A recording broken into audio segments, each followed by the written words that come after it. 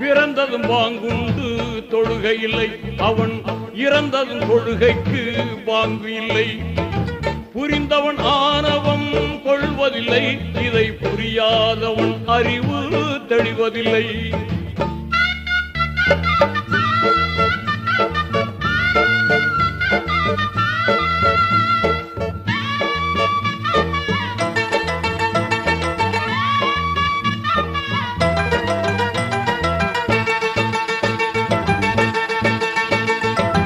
தொடரும் கதை ஒரு நாள் முடிந்துவிடும், அந்த தூயோனின் தீர்ப்பு அதை காட்டிவிடும்.